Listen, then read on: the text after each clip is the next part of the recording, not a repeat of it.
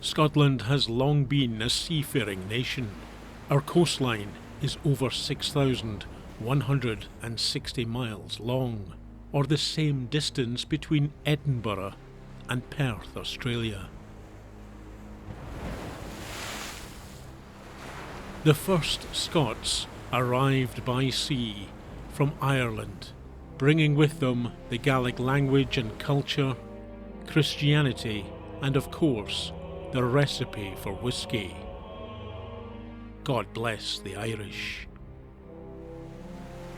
The first inhabitants of this land, however, arrived by foot over an ice bridge that existed at the end of the last ice age.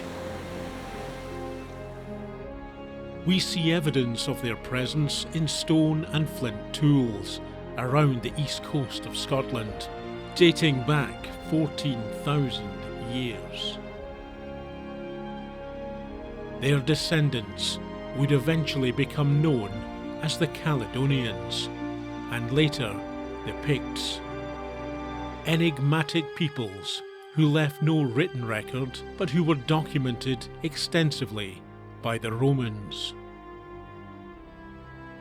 In part due to its remoteness, its ruggedness, and the warlike nature of its native people, the Romans never actually conquered this land, despite numerous invasions. Instead, the Romans were forced to build a frontier wall in 122 AD, the largest remaining artifact of the Roman Empire, to protect against the red-haired barbarians in the far north. 20 years later, they built a second wall, named after Emperor Antonius Pius. But they failed to hold it in the face of continued attack from the native people. Around the same time, the Romans began to record another group of Celtic people arriving by sea from the west. This was the Scots, or Scoti as the Romans referred to them. These people were expert sailors and were almost certainly travelling between what is now Ireland and Scotland long before the Romans conquered the landmass that today we call England. Now, much has been written about the Picts. Dr. William Ferguson, in his seminal work, The Identity of the Scottish Nation, forensically dissects the written history of Scotland through the ages. Ferguson highlights the political and religious influences and pressure on historians and antiquarians over the centuries who have sought to paint a particular picture of Scotland's ancient history. Through the ages, many Scots scholars, in discussing the origin of their nation, have in all seriousness sought refuge in the Picts, Ferguson writes. All too clearly, the idea of being a mere Irish colony has not been a welcome one to many Scots. In truth, the point has been a tender one, and to relieve themselves of any Irish origin, some Scots have frequently invoked the spirit of the Picts and wallowed in utter nonsense, Dr. Ferguson adds. It appears clear from the historic record, both written by the Scots and from the sparse archaeological records that we have, that the Scots and the Celts, who were given the label of the Picts by the Romans, shared many customs and practices. They traded and lived alongside each other in comparative peace for centuries.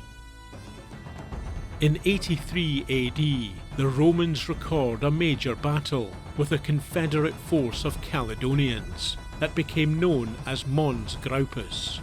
The encounter is documented by the Roman historian Publius Cornelius Tacitus, but the exact location of the battle remains unknown, and some historians believe the battle itself never took place.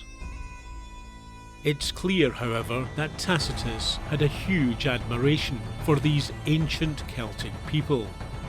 At the time Tacitus was writing, Rome had begun its steady decline into decadence and corruption. Tacitus evidently saw in the Caledonians the virtues and qualities of the early days of the Roman Republic. Ahead of the battle, in a speech that he imagined the leader of the Caledonians, Calgacus, gave to his warriors, Tacitus has the Celtic leader say the following words.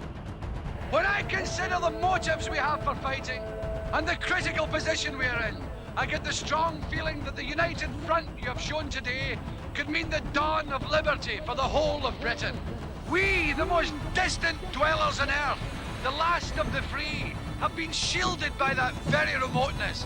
There are no nations beyond us, only the waves and rocks and the Romans, more deadly still than these. They are the only people on earth to whose covetousness both riches and poverty are equally tempting. To butchery, robbery and rape they give the lying name of government. They create a desolation and call it peace. In 367 AD, an orchestrated campaign began to rid what was to become Scotland of the Roman presence. It would later become known by historians as the Great Conspiracy, and by the Romans as the Barbaca Conspiriato, the Barbarian Conspiracy. It began in the winter of 367, when the Scots and Picts broke through Hadrian's Wall and captured a Roman garrison. Exactly where this happened along the 73-mile-long wall is now lost to history, but it is recorded by the 4th century Roman historian Ammianus Marcellianus. What we do know is that a Roman general, Philophodus, was killed by the invading Celts. Simultaneously, the Scots carried out sea raids along what is now the northeast coast of England. The various Scots and Pictish raiding parties then began overwhelming almost all of the Roman settlements and outposts in the north and west of what they called Britannia, but what we now know as the north and west of England. The Romans themselves would later document how many of the Roman soldiers who had been captured by the Celts had collaborated with the invaders. Later, these collaborators and Roman mutineers would face execution when the Roman general Flavius Theodosius arrived the following year to try and reclaim the territory lost to the Scots and the Picts. By the time his forces made their way north, the Celts had fallen back to their homelands, leaving desolation in their wake. But the invasion by the Picts and the Scots, and their military success in defeating the northern English forts and garrisons, highlighted how vulnerable Rome had become. By 383 AD, the Romans began to abandon all of their forts and Hadrian's Wall completely. By 410 AD, the last Roman troops left to consolidate the rest of the empire on the continent. Without the threat of further Roman invasion, the Scots and Picts began to merge, ultimately the Scots proving to be the dominant culture and presence, giving their name to the entire landmass itself.